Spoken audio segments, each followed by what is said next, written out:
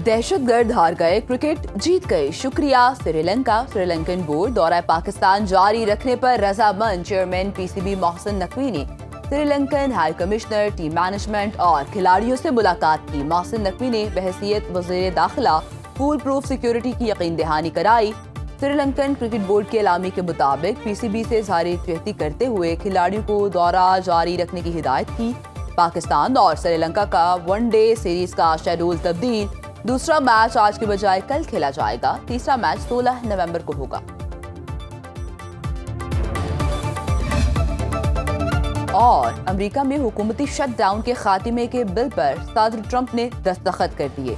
अमेरिकी तारीख के सबसे तवील शटडाउन का खात्मा हो गया। सेनेट के बाद अमेरिकी ऐवान नुमाइंदगान ने भी शटडाउन खत्म करने का बिल मंजूर कर लिया। बिल के हक में 222 और मुखालफत में 209 वोट पड़े। 45 रोजा शटडाउन के बायस अमरीकी वफाकी महकमे बुरी तरह मुतासर हुए। एयर ट्रैफिक कंट्रोलर्स की गैर हाजिरी से हजारों परवासें मनसूख और ताखीर का शिकार रहीं। 18वीं तरमीम और NFC अवार्ड में मुशावरत के बगैर तरमीम नहीं हो सकती। सूबे मजबूत होंगे तो विफाक मजबूत होगा। वज़ीर आज़म शहबाज शरीफ का कौमी असम्बली में खिताब। आईनी तरमीम की मंजूरी पर तमाम अराकीन को मुबारकबाद। मजीद कहा, जो चीज विफाक को कमजोर करे तो वो कितनी ही अच्छी हो, वो पाकिस्तान के लिए मुफीद नहीं। कालाबाग रैम बड़ा शानदार मुआशी मंसूबा है, मगर हमारी कौमी यकजहती से ऊपर कोई चीज नहीं। अगर कालाबाग रैम से विफाक को नुकसान पहुँचे तो उसके हक में नहीं। बिलावल और मेरी सोच एक है, मुल्क को आगे लेकर जाने के लिए गालम गलोच की सियासत को खत्म करना होगा। अपोजिशन को आईनी अदालत क्या तकलीफ दे रही है समझ नहीं आया। ऐवान ने मुकम्मल यकजहती का इजहार किया। कौमी इत्तेहाद और यगांगत को फरोग मिला। 27वीं तरमीम की मंजूरी से बेनजीर भुट्टो शहीद का ख्वाब शर्मिंदा ताबीर हुआ।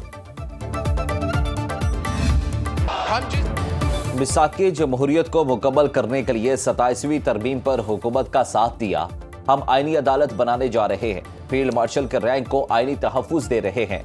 बिलावल भुट्टो का कौमी असम्बली इजलास से खिताब। कहा, दिफाई इदारों के हवाले से भी तरमीम लेकर आ रहे हैं।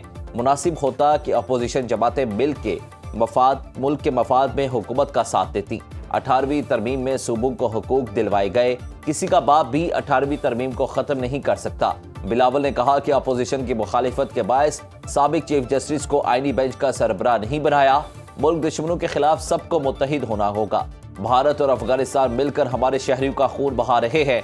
अलहदगी पसंदों की 100 नस्लें भी सिंध और बलूचिस्तान को पाकिस्तान से अलग नहीं कर सकती।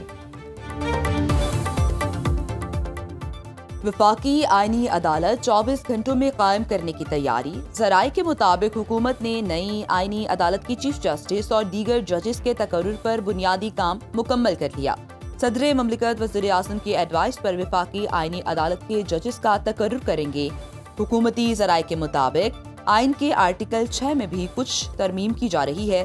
सुप्रीम कोर्ट और दूसरी अदालतों के साथ अब आईनी अदालत भी आर्टिकल 6 की खिलाफ वर्जी को जायज करार नहीं दे सकती।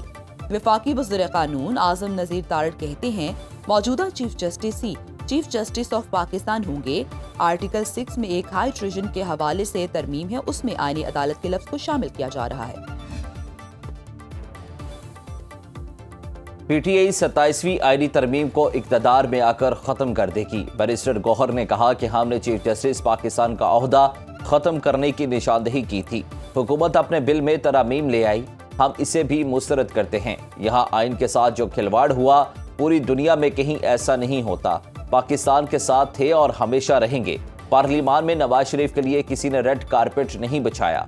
महमूद अचकज़ई बोले कि 27वीं आईनी तरमीम ने आइन और कानून का जनाजा निकाल दिया। एहतजाज करेंगे और अवाम की ताकत से हुकूमत का रास्ता रोकेंगे। असद कैसर ने कहा कि 27वीं आईनी तरमीम ने आइन और कानून का जनाजा निकाल दिया।